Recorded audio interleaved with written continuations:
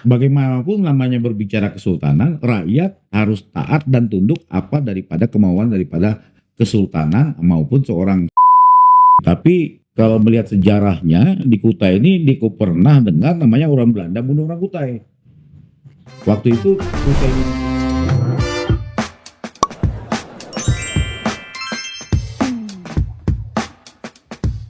Halo, selamat datang di podcast kita. Hari ini kita akan membahas sebuah kisah luar biasa dari Kalimantan Timur, yaitu bagaimana sebuah kesultanan yang megah, Kesultanan Kutai, memilih untuk bergabung dengan Republik Indonesia. Ini bukan sekedar cerita sejarah, melainkan bukti nyata dari semangat 17 Agustus yang menyatukan kita. Narasumber kita hari ini adalah Awang Irwan Setiawan dengan gelar Awang Maspati dari Dewan Adat Awang Dayang. Oke, hari ini kita akan menanyakan sebenarnya bagaimana sih suasana Kesultanan Kutai saat mendengar kabar kemerdekaan Indonesia. Ini berarti itu berkisah tentang sejarah ya. Ya, Sejarah Kutai, Kesultanan, waktu itu masih Kesultanan berarti, masih Indonesia. Melihat nilai umur belum nyawa lahir waktu itu, ya. 45 jauh. Tapi mengingat daripada para nenek yang lahir pada waktu itu, mengenai sejarahnya, Kesultanan waktu itu bagian daripada suatu kerajaan kesultanan.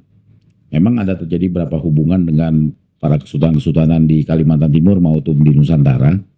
Melihat pada waktu yang saya dapat cerita sejarahnya, pada waktu pertama kali mengibarkan atau proklamasi 17 Agustus 1945, Kutai belum masuk wilayah Republik Indonesia. Baru bagian yang mendapatkan informasi bagian dari bahwa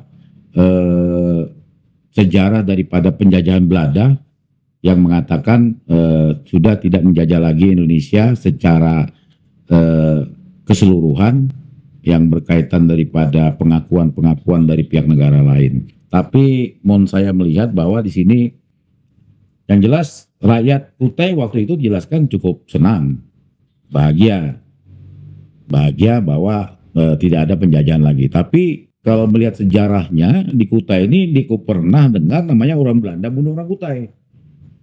Waktu itu Kutai ini dijajah atau tidak, untuk diperjelas tuh yang saya ketahui itu agak banyak terjadi kerjasama waktu itu. Artinya sebenarnya ada kerajaan ini masih punya kedaulatan kan? Masih kedaulatan. Waktu Republik Indonesia dibentuk proklamasi, Kutai masih berdaulat sebagai kesultanan. Oke. Tapi kenapa memilih untuk bergabung? Nah, Pak, bicara memilih bergabung itu bagian undangan, karena waktu itu Kutai bagian daripada Borneo Federal yang diketuai oleh Sultan Hamid II dari Pontianak, Kalimantan Barat, dan Kalimantan Timur diketuai oleh Sultan Parikesit sendiri, berkaitan sultan lain, Berau, Sambaliung, Gunung Tabur, dan Bulungan, Pasir termasuk. Jadi Kesultanan Kutai di wilayah timur ini diketuai oleh Sultan Parikesit. Melihat banyak segi positifnya. Kedua, bahwa dengan penyatuan ini, bahwa melihat dinamika daripada habis Perang Dunia Kedua. Dinamika mulai adanya pembentukan negara-negara baru waktu itu. Ada penyatuan suatu wilayah menjadi suatu negara. Nah, di sini melihat, karena Kutai waktu itu termasuk hubungan luar negeri itu masuk bagus. Dengan Belanda, dengan Inggris, dengan Prancis. Karena bicara Nusantara waktu itu, Malaysia dengan Singapura belum merdeka. Sama berbicara masih wilayah ada kesultanan gitu kan. Nah, melihat daripada itu antusias, ada niat, ada motor daripada para tokoh-tokoh pada waktu itu, termasuk Sultan Pontianak, Sultan Hamid II sebagai motor waktu itu. Nah, mulailah pengakuan itu mulai bergabung itu 19 mundi salah 1948 atau 49. Tapi suara rakyat Kutai itu apakah sudah diwakili sama tokoh-tokohnya untuk bergabung itu, atau suara rakyatnya terpecah. Bagaimanapun namanya berbicara kesultanan, rakyat harus taat dan tunduk apa daripada kemauan daripada kesultanan maupun seorang sultan Kutai Kartanegara, Kutai pada waktu itu, bukan Kartanegara, Sultan Kutai, karena Belanda mengatakan Sultan Pan Kutai Haji Muhammad Parikesit. Jadi memang keputusan itu sultan sebagai pejabat, Ya, walaupun misalnya andaikan saat itu masyarakat sebenarnya ingin memang bergabung, apapun, walaupun misalnya ada pilihan tokoh kesultanan untuk tidak bergabung, misalnya Ya. ada opsi itu. memang ada tidak bergabung. Ada hal-hal yang habis itu yang ada terjadi kekecewaan. Tapi intinya niat awal bergabung tuh bahwa Sultan melihat ada kekuasaannya tetap tidak hilang dengan bergabung Republik Indonesia. Sultan beranggapan seperti contohnya seperti daerah Malaysia, seperti negara Malaysia, Ya. negara federal yang masing-masing kesultanan masih punya kekuasaan, punya undang-undang sendiri yang bisa mengatur daerahnya. Karena pikiran daripada waktu itu Sultan Parikesit berpikir arahnya ke sana sebenarnya. Artinya sudah melihat masa depan bahwa memang kesultanan ini tidak bisa dilanjutkan, kemudian memang harus ikut ke Indonesia gitu ya. Atau memang ada opsi-opsi apakah menjadi negara federal, waktu itu kan masih ada Iya, sejarahnya. karena waktu itu Kesultanan Kutai diwakili oleh Pangeran Pak Raden Djoko Prawiro termasuk. Mereka ada berangkat ke Amerika itu berkaitan masalah peraturan pertemuan berbicara penyerahan Republik Indonesia. Amerika melalui Komisi 3 Negara United Nations Commission for Indonesia UNCI mendorong Belanda Indonesia mencapai kesepakatan damai. Salah satu hasil itu mengatakan berkaitan komisi meja bundar di Den Haag berlangsung itu di 23 Agustus sampai 2 November 49 untuk menyelesaikan konflik. Ini Kutai sudah ikut KMB. Oke. Diwakili oleh Pangeran Sosronegoro, Raden Djoko Prawiro, Raden Aplus atau Pangeran Aplus yang beliau menjadi gubernur Kalimantan Barat pertama, itu orang Kutai. Keempat itu kalau tidak salah Emur Muiz kalau tidak salah, itu mewakili daripada Kalimantan Timur berbicara Sultan Bulungan, Pasir, Berau, itu mewakili oleh Kutai waktu itu. Itu masa-masa transisi ya. Artinya Belum. Ya, belum transisi. transisi kan. Artinya transisi itu sebenarnya kedaulatan kesultanan itu masih ada ya. Masih ada. Dan waktu itu sempat waktu masa transisi kan kita pernah mendengar istilah Swapraja Kutai. Ya. Itu apa maksudnya waktu itu? Swapraja itu berbicara Sultan Kutai menyerahkan kekuasaannya kepada Republik Indonesia. Sebelumnya Republik Indonesia Serikat 49, 50 berubah Republik Indonesia. Tapi Republik Indonesia, RIS-nya tetap bicara kesultanan sebagai kekuasaan, namanya Swapraja. Sultan yang bupati yang pertama itu seorang sultan. Jadi Sultan Haji Muhammad Parikesit menjadi sultan dan menjadi juga seorang raja. Seorang bupati daerah tingkat daerah istimewa Kutai waktu itu. Artinya daerah Kutai ini istimewa. Istimewa. Seperti Yogyakarta ya. Sama seperti Jogja. Tapi keistimewaan itu kenapa tidak dilanjutkan seperti Yogyakarta yang kemudian Karena penerusnya juga harus sultan gitu, harus keturunannya. pada waktu pertama kali menjabat Swapraja 1954 itu sampai 1960 ada perubahan menjadi otonom, itu menjadi daerah tingkat 2 waktu itu. Tapi sebenarnya kekuasaan sultan tidak dihilangkan, tetap menjadi sultan. Tapi yang jelas ada banyak hal-hal yang saya bilang terjadi pengkaburan sejarah atau sengaja dihilangkan. Karena yang jelas Sultan Kutai waktu itu tidak menyerahkan kekuasaan, tidak menyerahkan wilayah, tapi kekuasaan. Dia siap dipimpin siapapun, tapi wilayahnya seperti Jogja. Nah, dulu Sultan Kutai itu kaya raya, banyak membantu daerah lain. Tiba-tiba pas masuk menjadi Swapraja, lewat pada itu kok menjadi miskin. Ada apa itu gitu loh.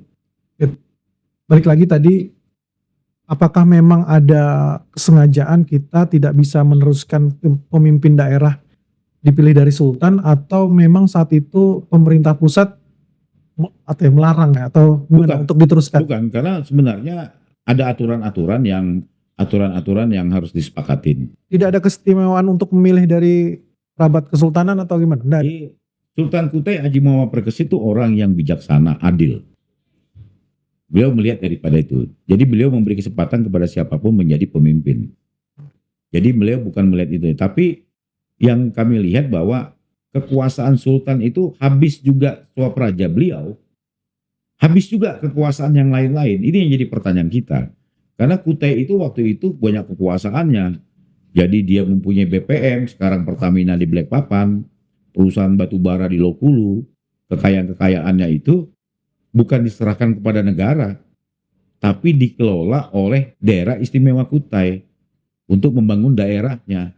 Tapi saya tidak tahu kenapa habis selanjutnya itu, karena banyak hal-hal yang kita untuk menjelaskan itu, karena melihat bahwa di sini pada masa itu 19 habis PKI, Sultan Kutai itu ditangkap. Kenapa ya? Itu Eh, ada apa? dikatakan termasuk pemberontak kepada Republik Indonesia. Yang jadi pertanyaan, kok Sultan bisa memberontak? Padahal dia Sultan punya wilayahnya, dia sebagai Sultan, kok bisa memberontak? Itu sejarahnya apa melalui pengadilan? Beliau ditangkap tidak ada pengadilan. Ditangkap di stal kuda, ditahan. Tidak ada proses pengadilan. Tidak ada, cuma ditahan aja. Dan pada waktu itu tidak jauh bersamaan, Kesultanan Bulangan banyak dibantai, dibunuh waktu itu ditembak. Dan ada pembakaran berkas-berkas sejarah-sejarah Sultan Kutai di Kinibalu, di Samarinda. Yang jadi pertanyaan saya, wajar ya? Kok Sultan ingin memberontak? Padahal dia menyerahkan kekuasaannya. Ya kan? Ya. Kalau dia mau memberontak, dia nggak mau menyerahkan kekuasaannya dulu. Tapi sejarah itu kita mungkin terbatas dengan informasi ya. Ya. Artinya perintah siapapun mungkin kita tidak tahu. Terus, Ya, tidak. Tapi yang jelas pada waktu itu ada informasi seorang jenderal memerintah, tapi waktu itu beliau ditahan di sekarang museum rumah beliau, dibawa pakai kapal ke Balikpapan, ditahan sekian tahun di sana, ditahan. Nah disitulah terjadi transisi perubahan-perubahan yang pas beliau ditahan tersebut. Jadi banyak hal yang pengkaburan yang berbanyak versi di situ disebutkan. Tapi kalau saya secara pribadi ya melihat kalau beliau dikatakan sebagai memberontak pada negara tidak masuk akal. Beliau menyerahkan kekuasaan, tiba-tiba mengatakan berontak. Nah itu yang saya jadi pertanyaan. Padahal situasinya sudah bergabung kan? Sudah bergabung. Sudah bergabung. Pada saat itu tokoh-tokoh selain dari Sultan siapa aja yang terlibat dan punya peran penting dalam penggabungan Indonesia? Termasuk Raden Djoko Prawiro, sejarahnya Pangeran Sosro masih ada. Yang tempat kita berbicara ini Rumah Pangeran Kartanegara. Beliau itu saudara Sultan Perkesit yang mengikuti sejarah beliau ditahan berkaitan Kutai bergabung ke Republik Indonesia. Jadi beliau banyak mengetahui. Dan disinilah melihat bahwa mirislah saya sebagai orang asli Kalimantan Timur termasuk daripada Kutai, bahwa kenapa kok Sultan kita akhir hayatnya tidak punya apa-apa, padahal beliau sebelumnya kaya raya, membantu daerah lain membangun, mempunyai perusahaan minyak kerjasama BPM yaitu Pertamina, mempunyai perusahaan batubara di Lokulu, tapi tiba-tiba beliau tidak punya apa-apa terakhir hayatnya, sampai anak turunannya juga tidak bisa punya apa-apa. Di sini kan kita lihat ada suatu kesalahan, karena yang saya ketahui Sultan Kutai itu tidak menyerahkan wilayah, kekuasaan memang diserahkan, tapi wilayah tidak. Yang saya bingung, museum diserahkan dengan kuburannya. Tega anak menyerahkan kuburan nenek moyangnya kepada negara. Padahal itu namanya kuburan itu bagian daripada identitas daripada Kesultanan Kutai. Kira-kira perbedaan, kan kita juga punya sejarah Keraton Yogyakarta kan. Dan sekarang Keraton Yogyakarta daerah istimewa yang sultannya masih berkuasa untuk menjadi pejabat. Sebenarnya apa sih bedanya kita Kutai dan Kerajaan Keraton Yogyakarta? Sama. Jogja dengan Kutai ada hubungan perkawinan. Sultan Alimuddin punya istri sejarah daripada orang Jogja, turunan dari Hamengkubuwono di sana. Itu yang pertama. Kedua, tidak membedakan jauh tata cara daripada adat istiadat Jogja dengan Kutai itu tidak jauh. Tidak jauh, Nggak, malah terjadi kerjasama. nggak, artinya gini, faktanya saat ini kan Jogja itu masih sangat istimewa. Ya, Bedanya kenapa Kutai bisa seperti ini kondisinya gitu? karena Jogja waktu itu melihat satu alasan sebagai pernah menjadi ibu kota Republik Indonesia. Itu poin pertama. Oke. Yang kedua, Jogja pada waktu itu banyak pergerakan-pergerakan aktivis yang berbicara dan hebatnya Sultan waktu itu, Sultanan IX, Hamengkubuwono, sampai-sampai beliau diberi kekuasaan pernah menjadi wakil presiden kan. Artinya Artinya ada bermain kancah politik di tingkat lebih luas. Nah, Sultan Kutai waktu itu banyak di daerah aja beliau menjaga. Tapi yang jelas bisa dilihat bahwa saya bilang bisa dikatakan ada ingkar janji lah. Bahasa lebih vulgar ya. ingkar janjinya di mana? Ya tidak kita bicara sejarah sedikit. Ya.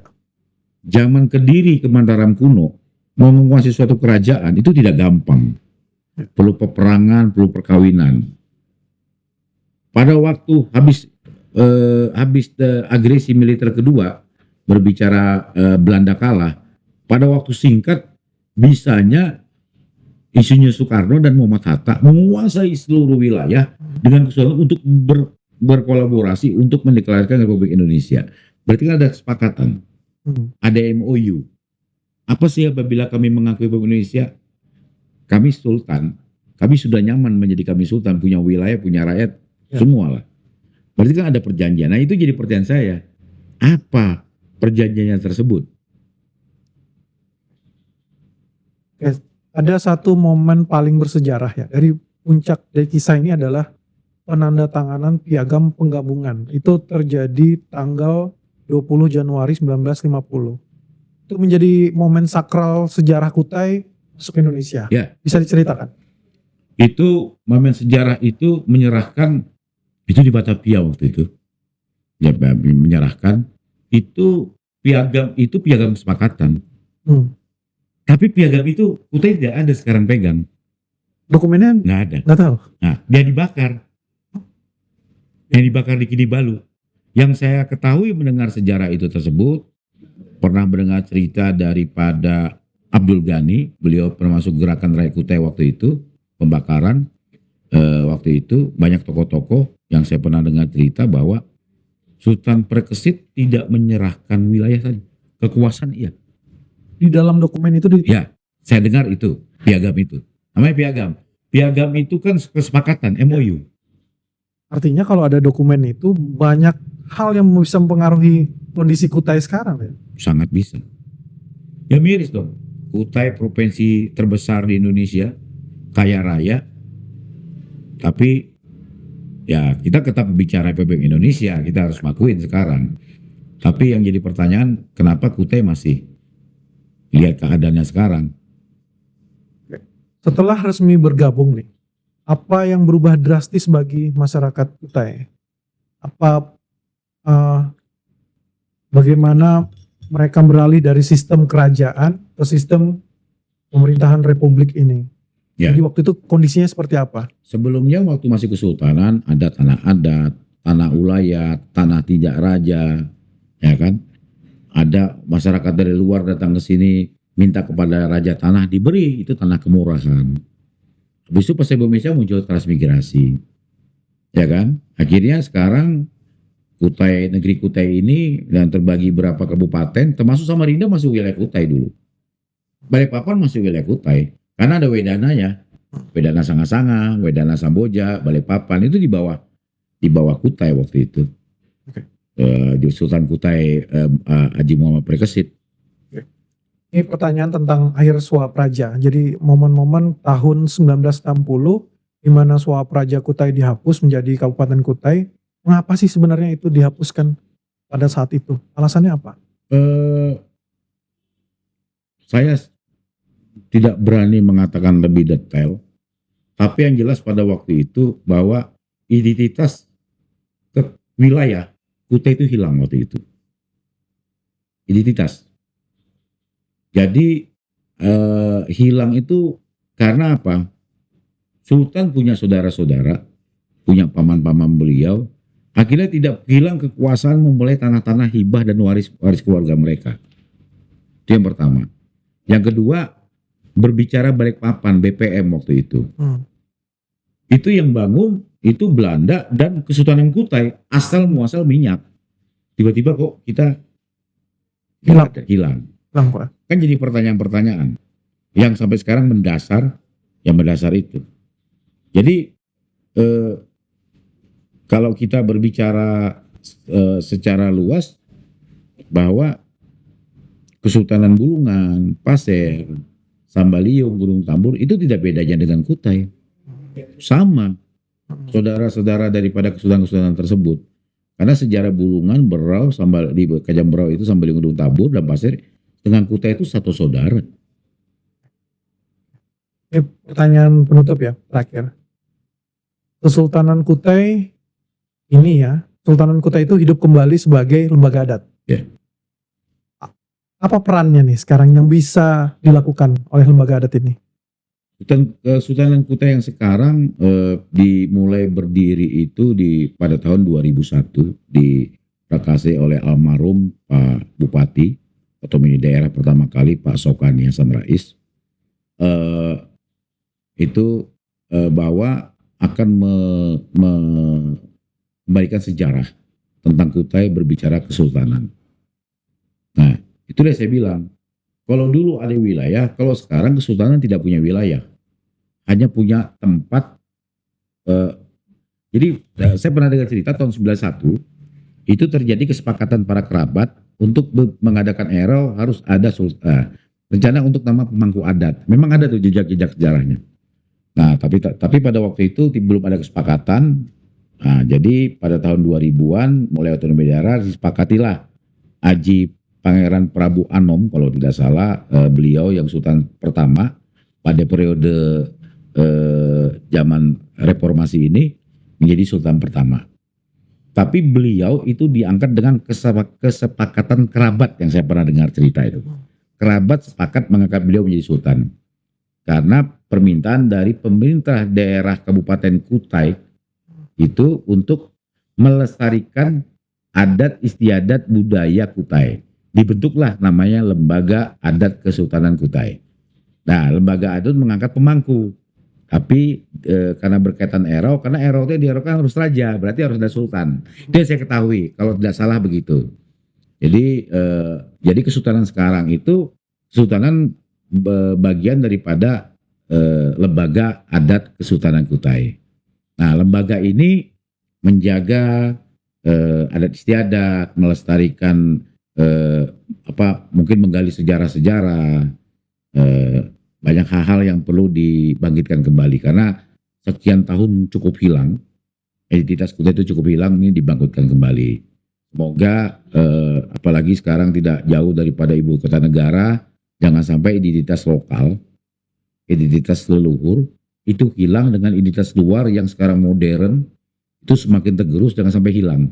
Karena Kutai ini punya sejarah kerajaan pertama, punya sejarah, cerita daripada Prasasti Yupa, punya kerajaan pertama itu, pertama kerajaan Murakaman, Melawarman, habis itu kerajaan Tepian Batu di Kutai Lama, berubah menjadi kesultanan yang dimulai masuknya Islam, dimulaikan dari Aji Raja Mahkota Islam sampai turunannya mulai ada tata aturan berkaitan tentang Islam masuknya sampai pada Sultan Haji Muhammad Perkesit yang bergabung Republik Indonesia raja terakhir era kesultanan. Nah, 1960 kurang lebih 30 tahun 90 mulai diprakasai, mulai dibangkitkan lagi, tapi belum mulai tercapai pada tahun 2000 karena ada undang-undang otonomi daerah waktu itu diberikan hak masing-masing kabupaten melestarikan adat istiadat, membentuklah Lembaga Adat Kesultanan Kutai tadi tersebut. Terakhir, harapan dari Lembaga Adat Kutai ini apa terhadap Indonesia ini saat ini? Pertama, hargailah leluhur-leluhur dan anak turunan daripada Kesultanan Kutai. Mereka tidak gampang menyerahkan kekuasaan mereka dan wilayah, tapi mereka tidak mendapatkan hasil yang layak. Saya saksi hidup melihat anak turunannya, mereka ada yang sekolah susah, untuk kesehatan susah, ya kan? Padahal mereka punya nenek moyang mereka kaya raya. BPM Balikpapan Pertamina itu masih ada hubungan dengan mereka. Banyak hal. Jadi tolong hargain dan beri ruang untuk Kesultanan Kutai, bicara kerabat, diberikan ruang mereka untuk lebih eksis lagi melestarikan adat istiadat budaya, dan diberi ruang untuk berbicara anggaran. Anggaran dalam arti kata sesuai aturan, tata kelola peraturan, ya kan. Nah itu. Ketiga, bahwa biarpun ini lembaga ada kesultanan, tapi hargailah. Negeri Kutai ini kaya raya, penyumbang bruto untuk Republik Indonesia sangat besar, ribuan triliun. Tapi kembalinya seberapa? Itu jadi pertanyaan. Yang terakhir, banyak di sini kekuasaan-kekuasaan yang merugikan daripada rakyat negeri Kutai. Banyak merugikan. Nah, tolong pemerintah pusat melalui siapapun perhatikan Kalimantan Timur secara luas, secara khusus daripada Kutai. Jalan banyak berlobang, ya kan? Pendidikan juga susah. Susahnya bukan apa-apa, kalah dengan pendidikan yang di luar. Dulu Sultan Berkesit itu malah memberi beasiswa, ada sejarahnya, kepada daerah lain beasiswa untuk belajar ke Batavia. Ini kebalik sekarang, kita memohon untuk beasiswa. Ada apa itu? Jejaknya ada kok. Bukan saya berani ngomong karena memang ada sejak sejarahnya, ada literasinya, bukan hanya asal bicara. Jadi dulu saya melihat bahwa sampai sekarang pun kita merdeka secara republik, tapi untuk merdeka diri sendiri belum. Saya yakin belum. Oke, demikian informasi dan wawasan yang mudah bisa menambah penonton kita pada podcast kali ini. Demikian, wassalamualaikum warahmatullahi wabarakatuh.